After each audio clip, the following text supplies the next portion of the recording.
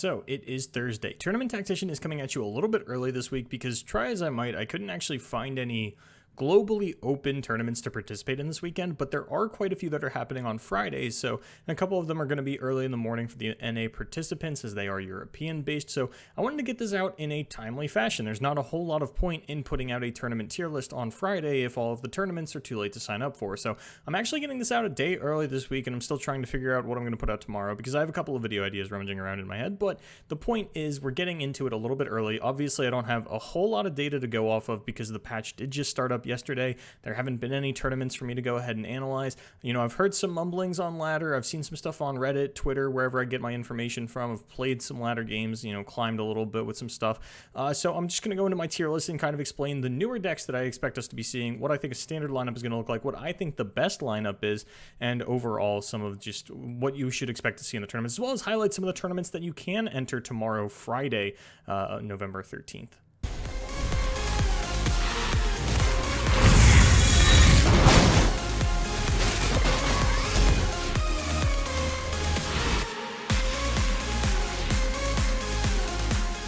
So getting started off on the tier list here, a lot of things have changed. The bigger portions, and I mentioned a lot of this in my patch rundown, I don't have an optimistic view on the future of Field Rush. I think that this is a deck that really was overhyped in a sense that people knew that it was very good and people were banning it when they ran into it, but there was a lot of counterplay being main decked against it, as well as there were so many counter lineups to it that we were generally seeing. I think I've mentioned this stat before, and obviously it's, you know, just I'm just kind of spitballing here, but it was something like 10% of the meta was Field Rush, and then another 40% was anti-Field Rush in the debut event for the FTR decks.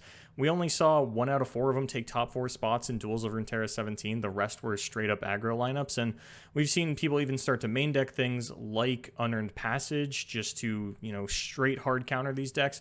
And overall, they just never really felt like they had the commanding foothold on the meta that you would have expected them to. Instead, there are a lot of different Shadow Isle aggro decks that are running around now that really helped to fill out those aggressive lineups. Things like Nightfall and Endure were no longer your only options. Instead, Spider aggro and even the Go Get It Mist rates really started to take over that Shadow Isle slot in the aggro lineups and really give you a solid third deck on top of something like discard aggro and scouts. Pirate aggro has actually like completely fallen to the wayside. You know, the Make It Rain nerf really didn't touch this deck that much, as we had seen it run without Make It Rain before, but I don't know, it just has hard fallen off in terms of tournament viability. Now, obviously, I'm not going to be able to get every new deck on here day one, but I think the most obvious one that a lot of people are flocking to is Swain Ezreal.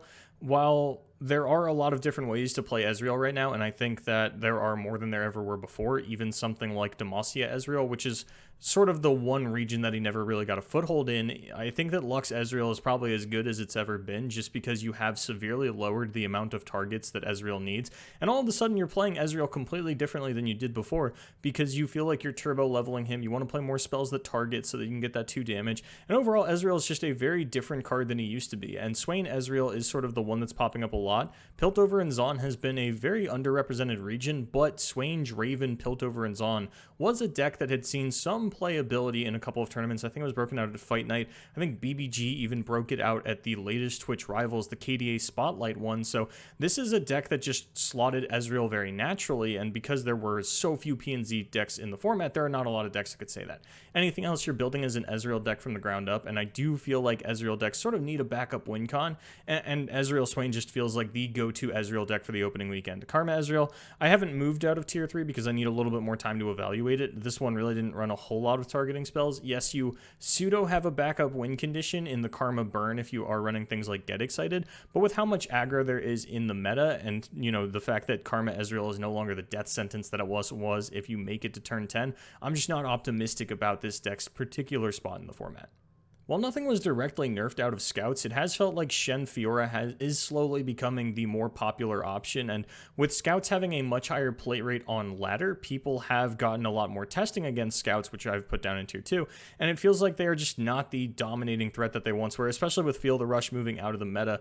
I think that a lot of decks are going more mid-range, which is something that Scouts doesn't pick on as easily as it did Control. They're, especially with Ezreal coming back into the meta, things like Gotcha and Get Excited being able to target out that MF for relatively low cost. I mean, if you Ranger's Resolve for a gotcha that I managed to get on 2 mana, or even just, throw out a Thermo Beam for 4 onto that MF, you're not getting around that with a Ranger's Resolve, and even Sharpsight runs into the potential problem of getting, Thermo Beamed on turn 3 for full mana. So I just don't love the position that scouts have found themselves in. Shen Fiora, on the other hand, barriers are still very effective against some of the higher costed spells that are being run in things like Swain Ezreal.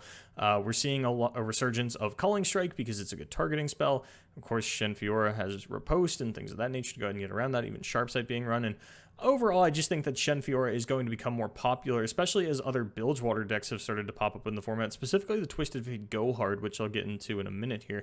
We're going to round out with discard aggro. Starspring, obviously still in there. Starspring is actually one of my picks for best lineup. Spooky Karma has, I think, moved up into tier 1, and Go Get It Mithrates, I still think, really powerful Shadow Isle aggro deck. I think it's better than Spiders, and I think that there are a lot of decks in the format that don't handle Fearsome particularly well, especially Starspring, which I think people really want to move towards over Scouts, which is one of the reasons that I think Shen Fiora is going to take over. Starspring is sort of far and away one of the better decks in the game. The rank 1 NA player, who I don't know if you guys have seen, but I've started to pay more attention to ladder because of seasonal tournaments. The top 2 NA players have like 900 plus LP, and then in third place, I don't even think they have 600 LP, and I believe the guy in first place is just one-tricking Starspring, as well as just being a phenomenal sort of tournament deck. It's going to draw a lot of bans, and I think that Starspring Spooky Karma is just, that's a really powerful lineup. Like, if I were going into like Fight Night or something, I think Starspring Spooky Karma is probably what I would bring. That's probably really ballsy, but hey, I'm a ballsy guy sometimes. As far as what you would round out this lineup with, I mean, Swain Ezreal looks like a pretty appealing option. So, maybe that is like, that's probably what I would run this weekend. I'm going to actually just throw that one out there now. I think that like Starspring, Spooky Karma, Swain Ezreal, that's where I would probably find myself this weekend. And that might be a bait because Swain Ezreal is a new deck. Maybe some people figured out how to play against it, But yeah, that's kind of what I would go for. I don't think that's going to be the most popular, but I'll get into the most popular a little bit later on. Tier 2, I'm not going to like go over every deck that got put here, though I do want to highlight some things. So we are moving away from this hyper late game control meta into a more mid-range style meta. And I mean, Spooky Karma and Starspring are kind of the exceptions to that. They are still some very good control decks that have a very good widespread of matchups, which is why I still have them up in tier 1, whilst things like Feel the Rush fall down a little bit. Even War Mothers, I just think that the Wording Stone 3 health is too big a change for those decks to really compete, as well as the Trundle. And I went over all of this in the patch rundown video, but historically, 3 health Wording Stone was completely unplayable. That's not like me pulling that out of my ass. The patch right before Rising Tides came out, it got buffed up to 4. It even took a while after that for it to start to see play, but before that, it was completely unplayable. Nobody was running ramp decks. Every now and then you'd see Catalyst in there, but, it's kind of whatever. I do think that Anivia Shadow Isle actually should probably be on this tier list, and it'd probably be, high tier 2. So that is something that I forgot to put in here for the video, unfortunately. But yeah, I think that Anivia Harrowing is probably the best Shadow Isle Freljord deck at the moment, so probably put that high tier 2. But as far as the decks that actually did see changes, Ramp Soul, I still have up here. I think this is the one sort of ramp deck that is going to survive, especially with Eclipse Dragon sort of fulfilling the role of a ramp spell in that it lets you play Aurelion Soul a turn earlier. So even if you just get off like a Catalyst into a turn earlier, you get down Eclipse into a turn earlier, or all of a sudden 3 turns earlier, you're getting down Aurelion Soul. And I think that just Eclipse Dragon, Mind Splitter, and Aurelion Soul with some Dragon's Clutches is a package that is not unheard of in a deck like this, or even something like Leona A Soul, which is another deck that I think gets a massive buff out of Eclipse Dragon. Honestly, I'm just really excited for Eclipse Dragon's debut this weekend. I'm not sure how great it's going to be, but if you are in this really mid-range, and even aggro still feels like it's in a phenomenal position, but with the late game decks getting taken out, at least en masse, the Feel the Rush popularity should be way down. I think that these really value-heavy Targon-centric decks get a lot more value in the meta. I think they're going to have higher win rates. A lot of their better matchups are on display, and things that were out late gaming them, which is sort of the one area where they falter unless they can really high roll some Celestials, which usually didn't even necessarily involve just high rolling a high number of Celestials, but getting a Cosmic Inspiration really early on in the game and trying to snowball off of something like that. But I do think that they're in a much better position going into this really aggro-centric meta, because we're seeing more and more aggro decks pop up than anything. And I would even say that they probably have a decent chance against the Swain Ezreal decks. You do have a lot of Celestial removal. Swain decks in general don't have any kind of protection, so any kind of falling comets or supernovas do a lot of work against a deck like that. Oh, there it goes. It's been deleted from the tier list. I'm sorry, everybody. Indoor is kind of in the same spot that it was. I'm not sure that I love its chances with a cheaper Ezreal back in the meta. It's just not going to pair out super well. I do think that there's so much removal in the Ezreal decks, and I don't know, it's kind of hard to say because it's not like Ezreal is the one coming back, right? It's Piltover and Zaun as a whole. Heimerdinger decks are built totally different than Ezreal decks, so there's like a whole new region coming up, and Funsmith is something that players have been talking about is not totally troll, is sort of the label that she has slapped on herself right now. We'll see how that comes to fruition over the course of the meta.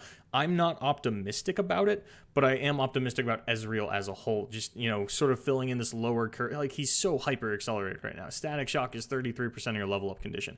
It's so easy to get leveled Ezreal. He's not as impactful as he was, but honestly, just having an elusive 2/4 represents a fair amount of damage on its own. And I think that's something that people are really underestimating. I mean, obviously there's a bunch of different kinds of Ezreal decks, but that's probably a topic for another video rather than just the tournament tier list. Trying to get you a wide amount of information to go into your tournament weekend. I think that Spider Aggro is still fine, Targon Vimer, you know, whatever, Scouts. The Twisted Fate Go Hard, this is a deck that you might not have seen. It hasn't had its tournament debut yet, but I've been playing it a lot on ladder. I've been talking with guys that have been experimenting with it. The deck looks kind of messy on paper, but it's similar to the NAB decks where they didn't look great on paper, but they work really well in practice. And this is one of my favorite Go Hard decks at the moment. This is just one of my favorite decks at the moment. There's still a lot of problems with the deck. It's still getting really refined, especially because this is a pre-patch. You'll notice 5 days ago.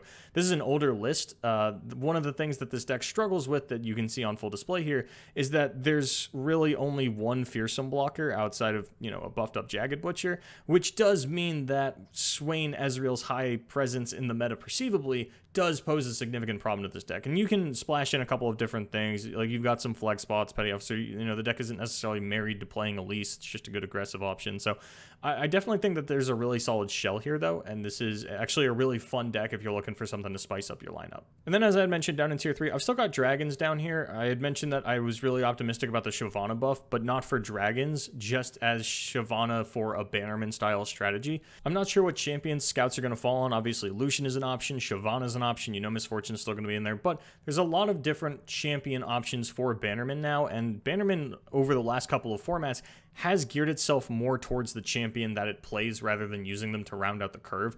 Speaking of Lucian, obviously I have Go Get It Mistwraiths up in Tier 1, which I do think is better than any kind of Lucian Mistwraith deck, but I do think that Lucian Shadow Isle has a fair amount of agency in the format. Things like Blighted Caretaker, you know, if you can actually get your Lucian to level mid-combat with those saplings and then still have a unit die after the fact, you can have really explosive turns really early in the game. It's a super high roll deck at the moment. I'm not sure that there's an optimized list out there. It would be a little bit risky to run it into the format, especially given that Swain Ezreal is expected to be popular again, and that means they have a very high presence of 2 damage removal for that Lucian coming down, which you really need to stick on to.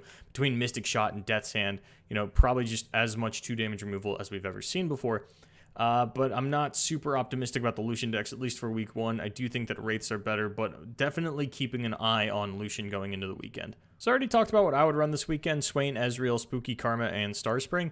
I think that there are 2 really big options for a couple people to play this weekend. And obviously, you know, there's so many decks around that it's hard to get it right, especially on day 0. But what I'm calling is, so Shen Fiora, Swain Ezreal, and Starspring, I think, is sort of the options for people that are really in tune with the meta, that really want to play this Swain Ezreal. And honestly, if you play Shen Fiora, Swain Ezreal, which feel like 2 of the safer, more powerful options in the format, the regions that you get left are a little bit awkward. You can make Starspring, you can make Go Hard, or you could make you know, a Freljord Shadow Isle deck if that's something that you are still convinced is a good deck into the meta. And then, you know, Shen Fiora Frostbite Midrange Deep feels weird to say because they are primarily Tier 2 decks, but this is actually what metas tend to default on, at least for the first couple of days. If you get like an immediate tournament coming out, this is generally what people are going to end up playing, and it's just been like that pretty much since Rising Tides have come out, and it's just a matter of like Frostbite Midrange takes up a lot of regional combinations. I mean, Freljord is a little bit more open now with the FTR nerfs, and then Deep just really fills out your Shadow Isle as like one of the premier. I still want to play these good Shadow Isle tools. This is my flexible option. Still has a lot of great win conditions. But yeah, these are the sort of the 2 that I'm going for. I think Starspring is about to skyrocket in popularity. I think that Shen Fiora is going to replace Scouts because of that. And then it's a matter of what do you want to run in those last few regional slots, and Swain Ezreal seems to be the popular kid on the block for the opening week.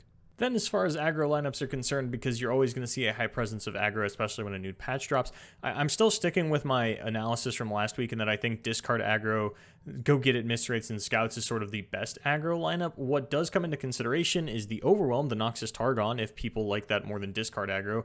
It's kind of weird because Noxus aggro decks as a whole just have never felt like they held onto cards phenomenally, and with Jinx getting an upgrade, I do think that this card's going to be even better suited into the meta. Now, I have Lucian Mist Wraiths up here because I do think people are going to experiment with it. The problem that I ran into when trying to fit this into a lineup is that Shadow Isle Demacia is actually kind of awkward to take out of your regional lineup as an aggro lineup, because the Demacia takes you off of Scouts and Shen Fiora, and then Shadow Isle takes you off of the Mist Wraith deck, which basically, or rather the Go Get It Mist Wraith deck, which basically makes Ionia unplayable to you as a region unless you're going for some kind of elusive deck, which I don't really recommend with Ezreal picking back up in popularity. You know, elusive blockers are going to be abundant and things like that. Zap Sprayfin is still out there. You know, maybe TF Swain is actually something that's going to find its way into this. However, a lot of the tournaments being run are starting to go more towards the Riot format, so you do get to overlap on regions, just not regional combinations. So you could actually go for the Mist Wraith deck alongside something like Lucian Wraith. So if you are going into a tournament like that, I actually do think that maybe discard aggro, maybe Scouts, but I do think that Mist Wraiths and Lucian Wraiths is very possible to get run alongside each other, because sometimes this is just Lucian, sometimes it's Lucian Callista, this is almost always going to be Nocturne Elise, so there's no overlap on champions, you're not overlapping regional combinations, and Lucian Mist Wraiths could have a really big upset weekend. And that's sort of it for my impromptu day early tournament tactician. I appreciate you guys coming out and taking a look at the tier list. I'm going to play with my hair here for a second to remind you to follow me on Twitter from the BLVD, because right now, for a limited time, and by a limited time I mean it's going away at the end of the night, I'm actually running a Twitter poll because, as you can see, the dye is starting to fade out of my hair, and I want to know what to do with it next. So, you know, until the end of the night, I've got a Twitter poll going if you want to tell me what color I should dye my hair next. I think right now, like, purple is in the lead, so yeah, I'll do whatever. I don't really care. You know, I'm working from home. It doesn't matter to me. My bosses aren't going to see my hair, but you guys are, because I'm a caster. So remember, follow me on Twitter from the BLVD, figure out when and where I'm casting each weekend. This weekend, as I had mentioned, I couldn't find a tournament to cast, so I'm just going to be doing the restreams of the EU Masters again with Gems and Sparkling Iced Tea. Speaking of Gems, he is running a $500 tournament tomorrow, Friday, November 13th. It's open to everybody. It's going to be run in the Riot format.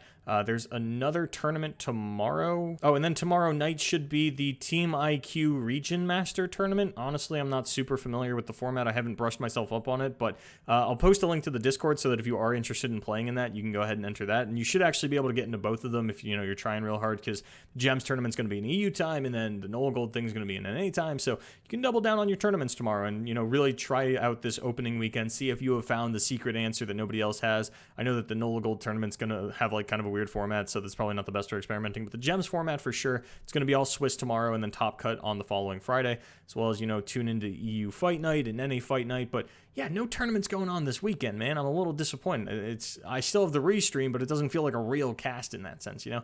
Anyway, my name is Boulevard. Thank you so much for watching, and as always, good luck in your tournaments.